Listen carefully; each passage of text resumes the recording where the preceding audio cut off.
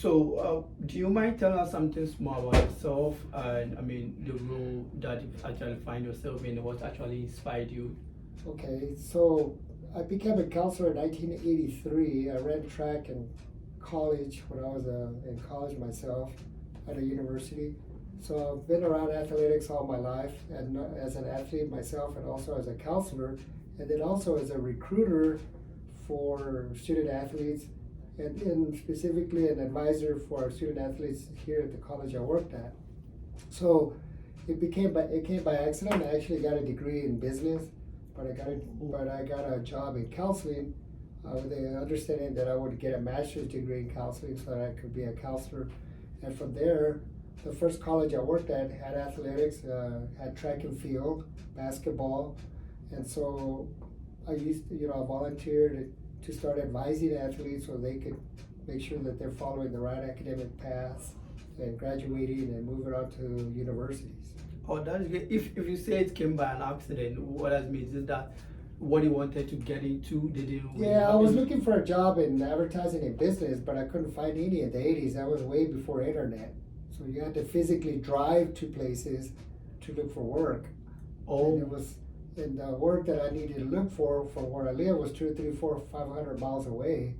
So I couldn't drive to one city and spend all week looking for a job to another city. exactly. Yeah, I got it. So it's not like on the internet today, you just log on. Exactly. Yeah, you just It's go. very, very LinkedIn. different. Back in the 80s, there was no internet, so I had to. So, fortunately, a position for counseling opened up where I lived, and I was offered the position, and that's how I got into it. I've been doing it for 41 years. What? 41 years? Mm-hmm. That is great to hear. So how has it been? For that, I'm sure then definitely you'd loved it or the same to you. But so quickly, just want to get into the admission process and how it takes for student athletes to get specifically into the state, and how is the admission process for student athletes different from the general admission that we all know? So, there's probably two things that any person that wants to come to the United States to study and participate in any sport. The first thing that I'm going to ask them to do is to check the school or check for schools that offer the sport that they play: football, basketball, soccer, track and field, volleyball, basketball. So if the school does not offer that sport and that is what they play, then they're more than likely not going to get offered a scholarship to come to school only. So that would be the first thing. So for example, if they want to come here where I work, they need to be playing baseball, softball, or running cross country. We don't offer track and field, so we don't recruit track and field runners. We don't offer volleyball, we don't offer basketball, we don't offer golf, tennis. So that would be the first thing I would ask. The second thing I would tell any student that wants to come is check also on the website of the schools that offer the degree that you wanted to follow. Because if they don't offer the degree you want to follow, then that school again is not for you. So those two things need to be clear. I'm a runner. I want to go run for this school. I want to study biology. The school offers biology. So already I have a place that I might want to go participate in sports and get an education. Well, that would be the first thing I would ask them, is to do a little bit of research on what schools offer their major and also offer their sport they participate in. Well, so then if I'm getting it right, you're trying to say being a student athlete, you can still take, how do I even put it, academic courses? No, well, yes. When you're a student athlete, you're required to be enrolled in school physically. You can't do it online either. You can't be enrolled in school online and be studying a degree in Zimbabwe or in Russia or some other country, and then here you have to physically be here and physically be going to classes. So when you apply, the next step that you need to do is, if you want to come participate, then you need to do the process that you need to do for admissions, like all international students do. So again, every school has different requirements depending on whether you're going to a community college like where I work or a university. So a university is a 4-year school, a community college is a 2-year school. And we offer vocational technical degrees will offer academic degrees, but student athletes only have the option of doing, and even international students only have the option of doing academic programs. They can't do Oh. technical programs. So if they come here, they say, well, I want to major in biology because I want to be a nurse. Great. When you go make your appointment in the embassy to get your visa, they're going to check to make sure that you have the right major, or they're not going to let you come. And they're going to also make sure that that school offers that degree that you said you're going to go study. Okay. So they're going to you're not just going to go and tell the immigration officer, I want to go study psychology in Utah or New York City, and then you look at the school and they don't offer that program. Oh, So they have to make sure the program is offered, they have to make sure that that sport is played at that school. And how do they even get access to this information? Because, I mean, if you're trying to say to see maybe this particular college has this kind of particular requirement, what are the specific requirements? Well, there's two sites that I would look at. One is the NJCAA, that's the National Junior College Athletic Association. That will list you all the community colleges in the United States and all the sports that every community college offers. So if you go to the njcaa.org, you can click on it and click on a community college and see if they offer the sport that you're playing. Let's say you're playing soccer, football is called in most other countries, and you're a very good soccer player, you would like to come play, then if that community college offers soccer, then you can say, hey, well, this school offers soccer and they have a team, so I would like to inquire about it. So then the next thing you look at that school is if they offer a degree that I want to study. And if they offer it, they say, okay, now how do I get in contact with a coach? Most websites are going to have the athletic website that's going to list the coach of each sport. Interesting.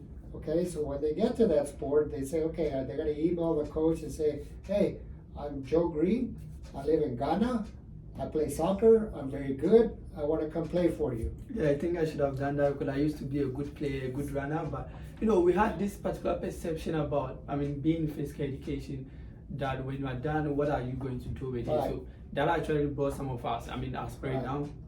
Because I used to be a good runner during high school. When you look at my stature, but I felt what would I be doing with this particular degree or whatever I want to do with physical education? Correct. So if I'm getting you right, being a student athlete just doesn't necessarily mean you should or you would be studying physical education, but there are other academic courses like nursing that you can partake, like business accounting. Yes, courses. actually, the embassies usually frown upon degrees that are not employable.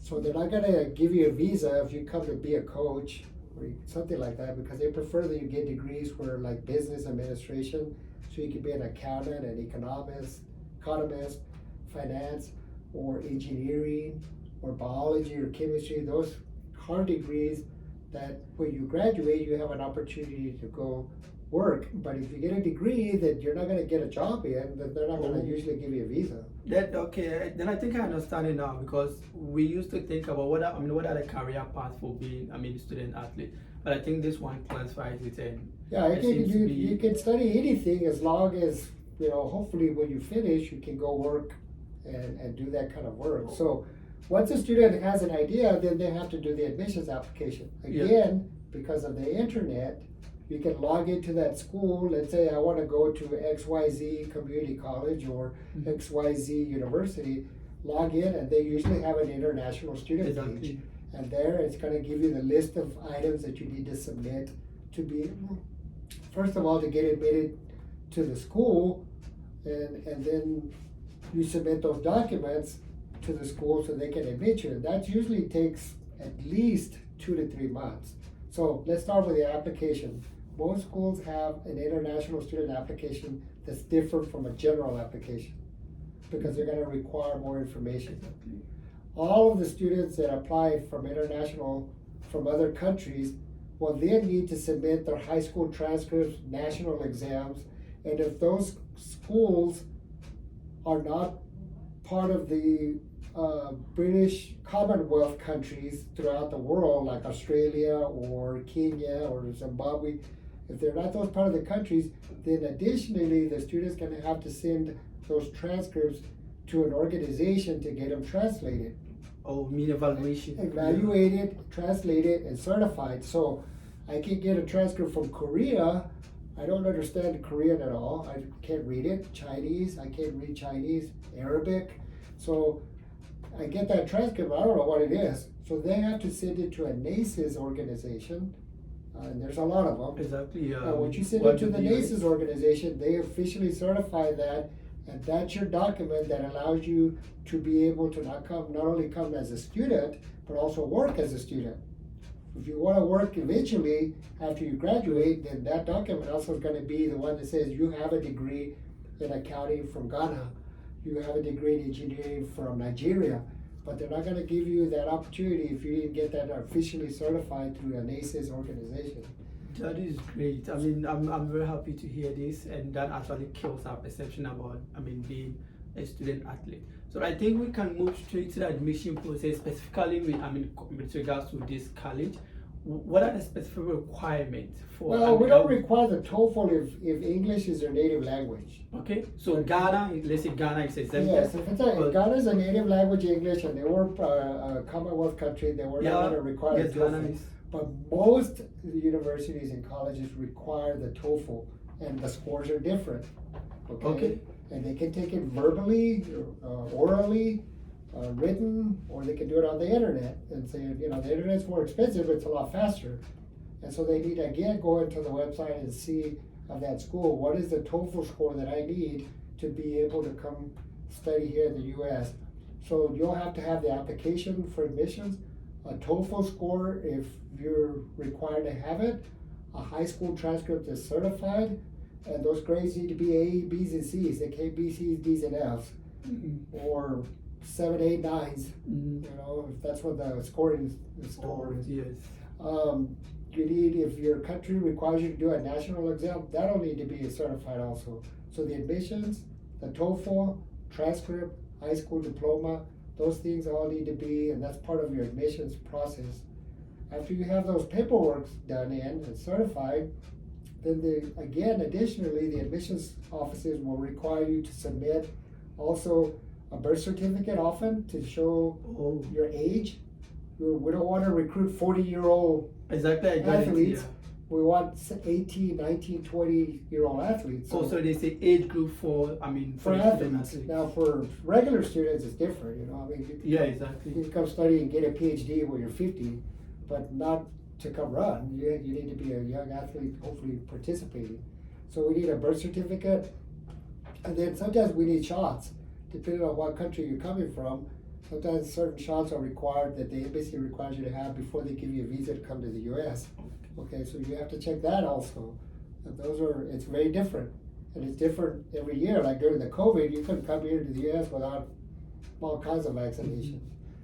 So the admissions application, the TOEFL, high school transcript, high school national exams, those are required. Those are just paperwork that's required, and that'll get that process.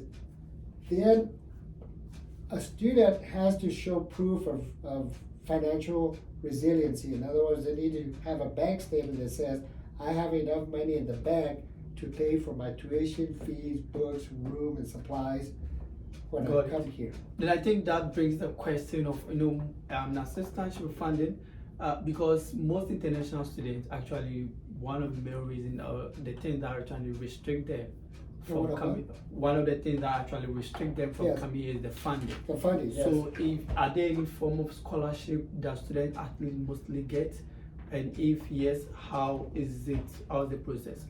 So again, that's just the admission process. Now let's say the student is coming getting admitted, but as an athlete. So again, the student athlete now has to be communicating with a coach of that sport and saying, hey, I play tennis. I'm a very good tennis player. I want to come play tennis for your country, for your school. I'm from XYZ country. So the coach is going to want verification that that athlete is good. I myself require my athletes to send me proof of running times for distances that they have, videos, races, sanctioned races that they ran. Okay. Something that shows me proof, yes, you really do run a mile in 4 minutes. you know? Oh, Because yeah. if you tell me, oh, I run a mile in 4 minutes, and you just say, I'm not going to believe you, because we have to have proof that you are as good of an athlete as you say you are, And so once we get that information, if I was a coach, I would say, okay, show me proof that you run as fast as you do, or you play tennis as well as you do, or basketball or soccer. I need verification, and usually that's from the student athlete or the student that wants to come and their coach. If the coach says, yes, this athlete I have is the best one I have. He's not only a good student, but he's also a good athlete. And then you start the process of offering the student a scholarship. Some schools, some schools offer a full ride and some don't. Depends on the school you have. We offer full rides to our student athletes, which means we pay for the tuition, their fees, their books, their supplies, room and board, which is food and rent. And of course, we give them their uniforms and shoes to run. What we don't pay for is we don't pay for travel. We don't the person coming from. We don't pay for their fees they need to do to get their transcripts evaluated, their certificates evaluated. We don't pay for any tests that they have to take. We don't pay for their appointments in the embassy, because they usually get charged out. So basically, all the things that you do in your country are at their own cost, but once they get here, everything is fully funded. Well, it depends on the school.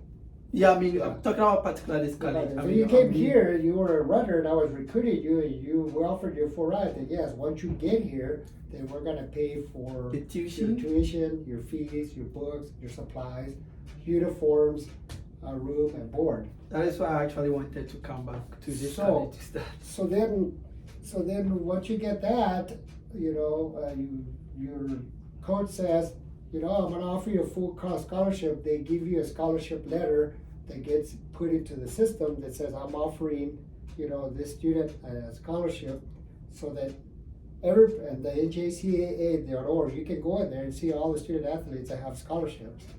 It's available to everybody to see. And so from there you can see, well, this guy's got a scholarship to go run over here. So what we find oftentimes is students will apply at a lot of schools and see which one they get. That's actually a bad idea, because if we offer you one and then you don't come here, you go somewhere else, well, we need to get another runner. We were waiting for you, you decided to go somewhere else. Probably sometimes too, students try to not just. They think that getting 5 I-20s is smart. An I-20 is a form that we give them that they have to take to the embassy, and the embassy will go through their I-20, and what they're going to ask for is, all the questions they ask them is everything that's on the I-20. Where are you going? To this college. What are you going to do? Study.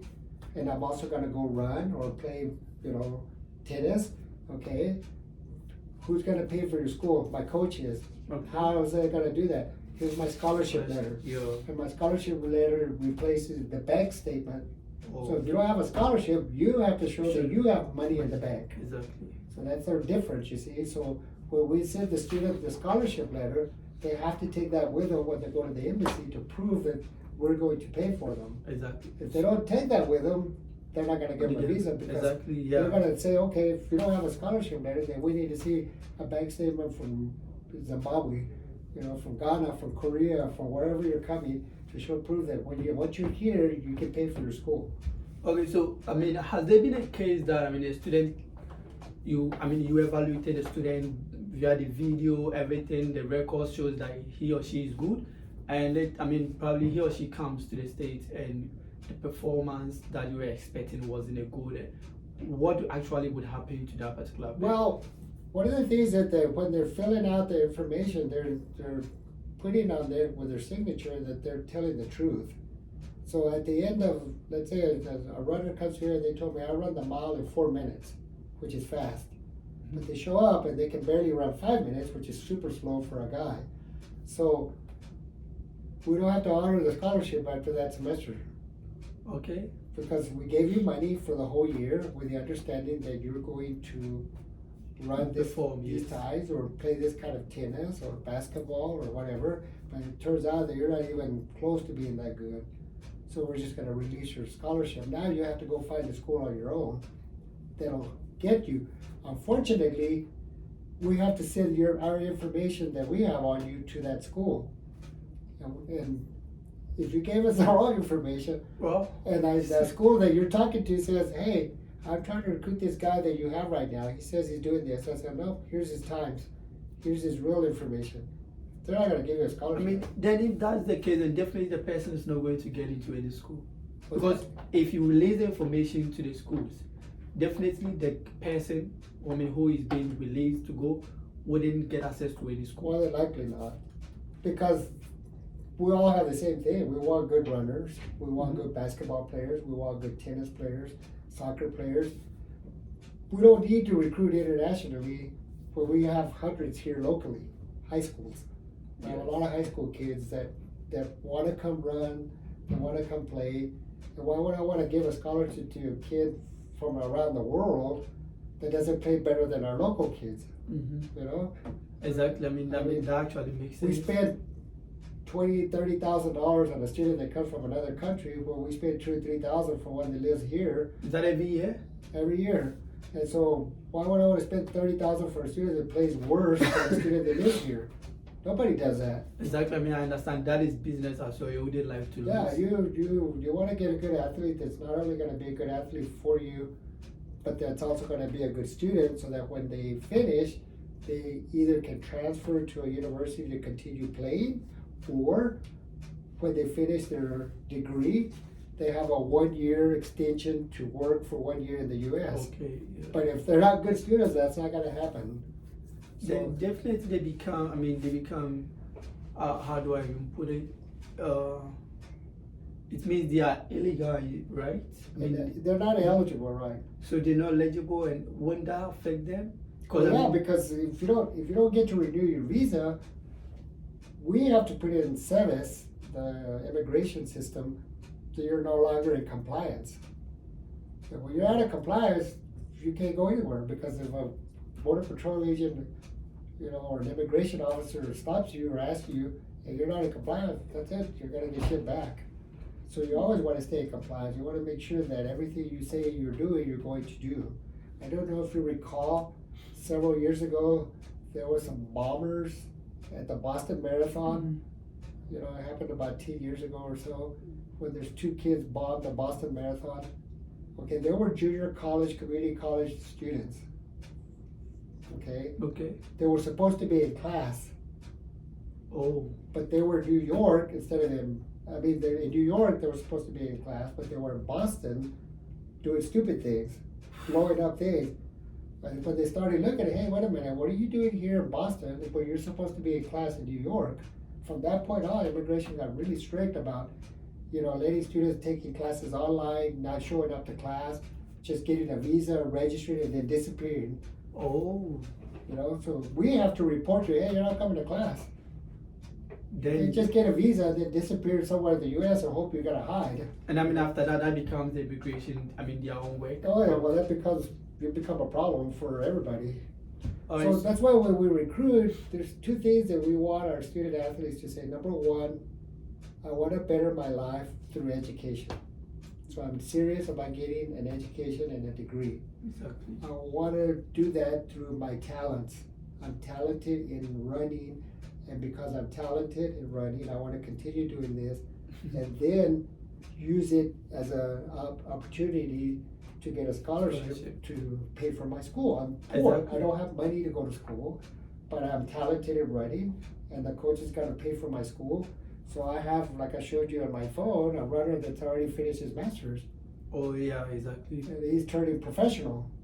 That is great. Hopefully we see him in the Olympics. So that's why I'm saying, this is what I want all my student athletes to do, is come here, do well in academics, do well in the running, and continue going to a university, do well there, run well, do well in their degree, and then hopefully when they finish with a degree, and hopefully when they work 1 year in the US, somebody will give them a green card, because they've been a model student athlete. Exactly, yes. They'll say, hey, this guy's really good. He got his bachelor's, his associates, his bachelor's, he's even finished his master's in math. You can apply to any school to teach math. At least you can get there, I think that, Or you're going to be a great nurse. offer. Yeah. But there's certain careers where there's a lot of need, and they're going to hire you like that. I think I like the idea that they can take academic programs, and basically they can also have the passion for whatever they do. Right. And also, talking about talent, do you have specific countries? I mean, per your experience about 40 years plus, specific countries that I think you're so much interested in, or have you tried to consider other countries in terms of recruiting, let's say from Ghana or Nigeria or? Well, every country has their specialty. If you're gonna get sprinters, fast runners, you're gonna get them from Jamaica, the Caribbean islands. You're gonna get them from Nigeria, some of those Western African countries. If you're gonna get distance runners, long distance runners, you're gonna get them probably from. I mean, they have them all over, but we get the bulk of them from Uganda, Tanzania, Kenya, Zimbabwe. That's where a lot of the long distance runners come because they tend to be a lot thinner, shaped like you. Oh. They're shaped like long distance runners. But we don't recruit sprinters to run the 100 meters to run 5 miles, because they're not going to do that. And then if a country has some of the Eastern Bloc countries, Czechoslovakia, Poland, Bulgaria, some of those countries they have very good tennis players. So if I had tennis in my school, I might want to be looking at those athletes from those countries, because you're not going to find a good tennis player in, let's say, the Congo, as an example. Maybe one, but not that many, you see. So every country usually has a specialty where you can say, they're going to have some really good players. Soccer, for example, I can find tons of good soccer players right across the border here. Mexico. That's their passion. It's like most of the world. That's all they play is soccer. So they're very good at it. Also, but I think, in this particular college, you don't focus on soccer players. Do you focus on, soccer players? Soccer? Oh yeah, we don't have soccer here, but the schools that do have it will recruit. They recruit here heavily, by the way. The ones that have soccer. Oh, okay. They can take all our soccer players from around here, from high school. Well, I think that is a good impression. I actually like the idea of student coming to study, get a scholarship for their passion and everything. I'm just hoping we get more students. But let me chip in this question. Do you have a specific number of students that you recruit every year? Is it been academic year, or is every semester? No, well, we started in August for the fall and January for the spring. We try to get all our athletes here in the fall so they can be here for the whole academic year. Oh. Occasionally we get them in the spring and they finish in December. It's 2 years later, with us, because we're a 2-year college. So we don't get them in the summer usually, because it's kind of hard to get athletes. But if they're going to plan to come in the fall, that's when the sport starts, then it's a good thing to start doing everything they're going to do probably January at the latest. November, December, January, because it takes quite a bit of time to get all that information together. Like the videos. Because then the other thing, some countries are really slow in giving you a visa appointment. Yeah, the 2 or 3 dates. months Yeah, the behind. dates. So we want to make sure that a student gets their I-20, which is the document they need when they go to the embassy. We want to make sure that they get their I-20 early enough that they can make an appointment with the embassy to say, I have my I-20 and it has a service number. Mm-hmm. But we need to schedule an appointment first, and with that appointment, you can't go to the embassy direct. So, is there any way that the school actually could help the student, speak to the embassy, or no, they don't want us to? Don't. I've tried that before. They absolutely do not want us to intervene. So it means the relation with your school is there's no kind of, you are not any way correlated in terms of talking to the embassy. No, not at all. In fact, they frown upon us calling on behalf of a student. All the work happens when, like I told you, the student wants to come here, they're good at a sport, they're good in academics, and then we start making that connection to say, okay, apply for the school, send all your documents, your transcripts, everything, get it certified, show us proof of your abilities, mm-hmm. and then we'll start working. Once you get an I-20, the document that you need, exactly. That means that we've already vetted you. We've already checked to make sure you're going to be able to succeed here. Oh, okay. So the embassy person already knows, okay, somebody wants you because obviously you're good at something. Exactly. Yeah. They didn't give you an I-20 just because. So you got the I-20 in your hand, and you go to the embassy, and they say, "Oh, where are you going?" "I'm going to this college to play, whatever." Okay, so then they offered me a scholarship. Look, and I'm going to study this degree. So everything that's on that I-20 is pretty much what the embassy agent is going to ask you, Okay. And they want to make sure that you're getting recruited to do what you say you're going to do. Exactly. I think everything looks good. I'm very happy to hear this and to share with anyone interested, specifically, across Africa, because we have, I know specifically, say Ghana, we have a lot of runners, but I think I've met a couple of students in the school, but I haven't seen most Ghanaians because during my high school time, we used to have good athletes, but as I mentioned earlier, the perception about being a student athlete actually kills a lot of students because we talk about the career path, and it seems there's nothing for about getting to know that you can do or study academic courses. Then it's a good one for everyone to get into it. So, and also just one more thing. Is there any success story that your students have given you that has motivated you to get more international students, or there has been a case that you feel like, oh, I don't need to get into any international students anymore? Well, like I told you, the very first African runner that I had was from Liberia. He actually transferred from Los Angeles Community College, and he finished his degree here. And when he finished here, he got recruited, and he finished his bachelor's degree in Austin, Texas, at a university there. So the very first one I had was, he successfully completed what he needed to do. When he came to me, though, when I recruited him, he was way behind in academics because the previous school in Los Angeles wasn't advising him properly. They were just putting him in any classes just to make him eligible to run. Where one of the things I've always stressed to my athletes, everything you take, every class you take, is a class that's required for your degree. So for example, you teach what? I'm teaching finance. Okay, so you teach finance. So all of our students here that want to major in finance are going to follow the business administration degree. This is right here, that you see right here. Oh, so these are the courses. Yeah. Economics? Because if they follow the one over here, a lot of the classes are going to transfer. So I make sure they're in the right degree. Mm-hmm. They're taking all the right courses, Math 1324, Math 1325, Business Statistics, all those classes that are required to go into a finance degree at a university. Oh. They don't just take whatever they want. Then I think They have to take exactly what's going to be used at a university. Can I have this? Yeah.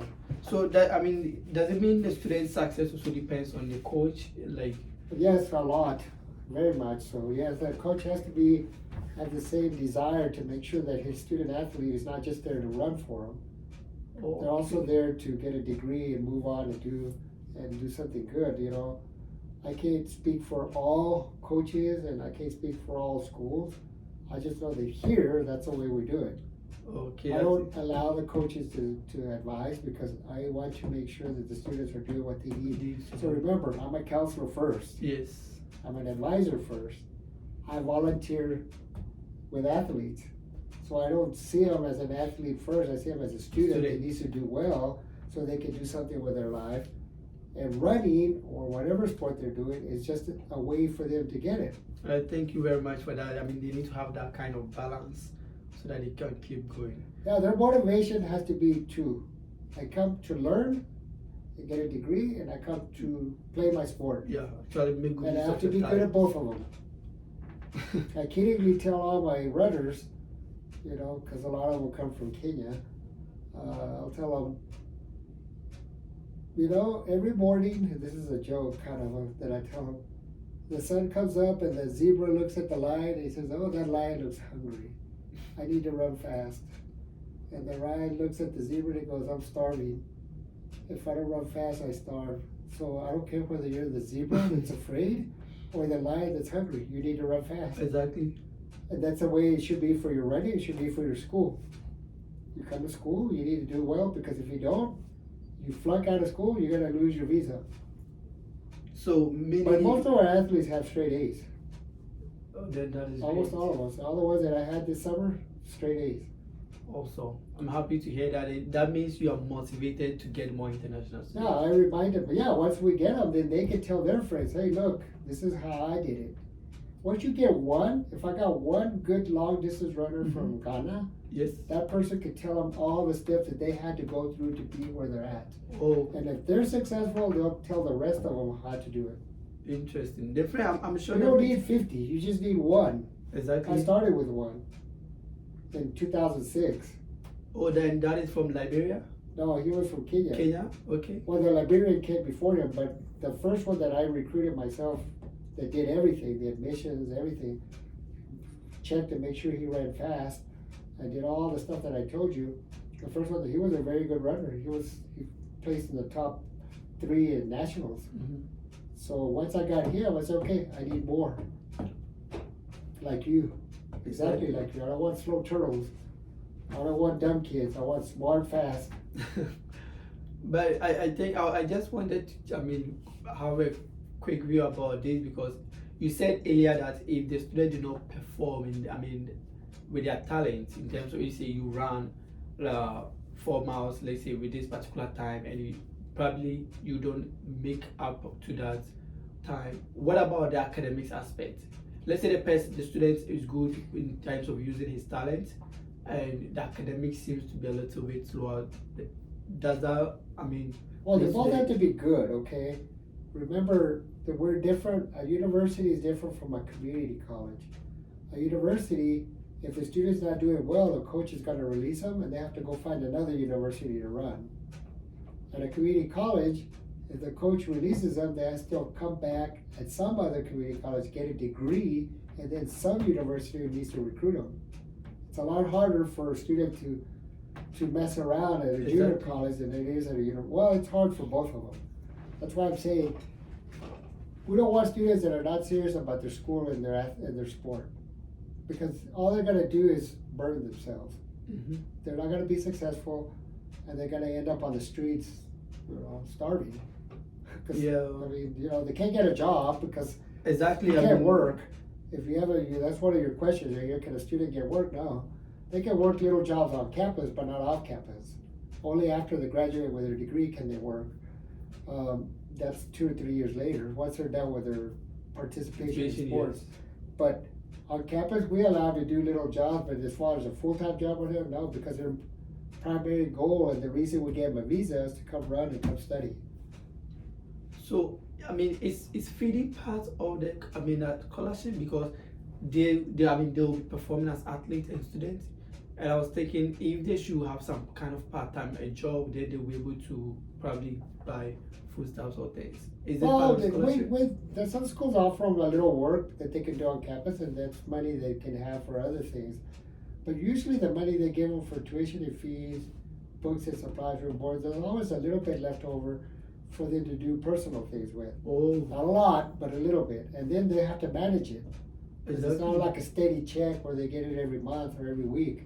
They get it once a semester, and then that's it. If you spend it all tomorrow, then 2 weeks from now you're gonna be starving. Well, I think this college is very good because getting a full scholarship, even with accommodation, it's a very good one that everyone would wish to get into. Yeah, most of us have done this a long time, and we've recruited a long time, and we've been successful because if we're also a bad school, the same kids are gonna tell their friends, don't go there. Exactly. Definitely. Don't come to that school because they're awful. They don't treat you well. They Well- don't give you the money they say they're gonna give you for your food. They don't train you properly. They don't support you in school. Because here we offer them tutoring, assistance for all the classes, support for everything they need. There's no reason why a student can't succeed. Alright, so let me ask my last question about. So, averagely, how many students do you recruit every semester, or let's say, for Well, academic years? remember, we only have cross country. If we had track, we would recruit a lot more because track takes a lot more athletes. Mhm. Track and field has 12 events. You have the relays, sprints, 100, 200, 400. That's 3 different events right Yes, there. yes. They have middle and long distance, 800, 1500, 5000, 10,000. That's 7 events right there. They have the short hurdles, long hurdles. That's 9 events. They have the shot put. They have the long jump, triple jump. They have pole vault, you know, and they have the hammer, the discus. So there's like 15 different events at track and Exactly. field. So if I wanted a really good athlete for each one of those, I'd have to recruit 15 athletes for each sport because one athlete can't do all of them. Exactly. So like at And they're least usually two. not good enough to do more than two. A good hurdler might be really good at the 100 hurdle, Mhm. but not necessarily good at the 400 hurdles. A good distance runner might be good at the 800, which is 2 laps, and maybe the 1500, but he's not going to be very good at 10,000 and 5,000. So every student needs to be at a particular Say it right. event. So again, in tennis, was you got singles and doubles, and then you have a volleyball, and you have basketball with different. You have the setters that are 7 foot tall, and you have guards that are 6 foot tall.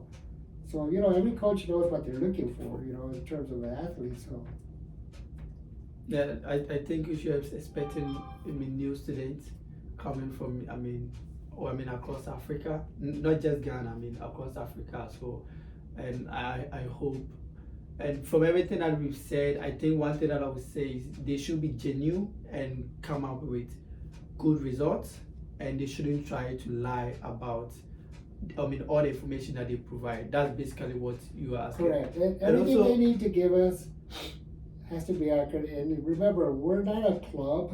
Yes. We're not professional. We don't get paid. A lot of people think, we're like a club. I've recruited people from Arab countries. I recruit people from Mexico. And they think that we're a club and we have massage therapists and we have trainers Oh. for the. We're not. We're a college and you're here to learn and Exactly. we offer you the opportunity to run. But we don't have doctors to take care of you and all those things. You're on your own a lot of times with these things. Now universities are a lot better. They offer Yes. some medical help, for you. But again, your primary purpose is to do your sport and to go to school. That's it. Anything else is not. So meaning there's no any form of health insurance. What's that? There's no any form of health insurance. Well, they can purchase some, but it depends on where they're at. Some schools have their own doctors and nurses, like the universities do. UTEP has their own training. Yeah, we don't have it. The students have to be careful, not get sick. So every school is different. The other school I have worked at, they had a nurse that helped Oh. the students, or they had a contract with a professional doctor. So it depends on the school, but that's why you have to come here and make sure you stay healthy and do well, because you also don't want to get injured and sick, exactly, and then you can't participate. and it will affect both your Your academics. coaches don't want you if you can't play. So. Mr. McCall, thank you But very much. again, remember, if a student is listening to this and they say, "Wow, okay, I'm kind of interested now," first thing to do is ask your coach or whoever your coach is in your team, "Do you think I have the talent to go compete internationally?" Because you're talking about millions of people down to thousands. Oh yes. Millions of people People. that could come, but down to hundreds or Yes. thousands. Exactly. That means you have to be pretty good. Exactly. So if the coach says, "You know what, you have really good talent," you might want to consider it. The next thing it says, "Do you think my grades and my school is good enough?" Yes. Again, if the student is more than 25 years old, we're probably not going to get them. That's too old. Because So they the- need to be running at a younger level to get a degree and move on to a university and get a degree. We're not going to get a 30-year-old runner to come run. So It's it's just not going to happen. We don't 18, want 'em. 19, 20, Well, 21. right after high school. The Okay. sooner they can come here right after high school, the better Sounds good. for us. We want them to just come out after high school and be ready to transition from high school to college, and then hopefully later in life, professional. Oh, great. I think I've Like, we don't have any Ethiopians. Why don't we have any Ethiopians? They don't have a system. The Ethiopians could be like probably the best in the world, but they get all their 16, 17-year runners that are really good and they make them professional immediately. Also meaning you don't recruit, professional. No, we could recruit them, but they don't come because they want to go professional. Oh, They want to make exactly. money. They want to get sponsored. We're a college. We're not. Yeah, we're I not here get to it. make you a professional Nike runner, a professional Puma runner. So meaning that is for the at the university level. No, that's beyond that. Professional is beyond. Like universities could also recruit them, or it's not allowed. Like they just go to the professional stage. a lot of countries, they push their good athletes to just go run professional. Oh. So we get, from Kenya, we get the B level, Oh, but they're still good. good, yes. They're still very good athletes. Yeah, I think I've seen, most Kenyans here, and I think you seem to like them more. And so that's what I was trying They're to good, but they're not as good as their best ones. Their best ones go professional Professional, when they're yes. 17, 18, 19. So we want to have kids that are really good, but they're not good enough to be a professional in their country. Okay. All right, so Ms. Macaro, thank you. Is there any last words of encouragement for? Yeah, anyone like I said, watching us? if you're interested in this stuff, look at schools that have your sport. Make sure that your academics is in order, that you have your transcripts, you have your high school national exams in order, that they get evaluated. Again, it's going to be probably a little expensive because everything you do is going to cost you. It's going to cost you to get your paper certified. It's going to cost you to make an appointment at the embassy, do an application, international application at the college. There's a lot of things you have to pay for yourself. And then it's going to cost you to fly over here to get to the school. And then once you get here, of course, we take care of you. We provide everything you need while you're here in school. That is very good to hear, and I'm very grateful for being here. Thank you very much, Mr. Michael. I really appreciate this. Really appreciate your time. God really bless you for everything, and I will make sure I make this information available. And any student who will be interested, probably can send me an email directly because I'm at UTEP. Sure. If anything, I would definitely send you an email so that you wouldn't. Your email wouldn't be flooded with a lot of messages. So, thank you very much for everything. Very well. Appreciate your time. I'll be here if you have more questions. Sure. Thank you. Sure.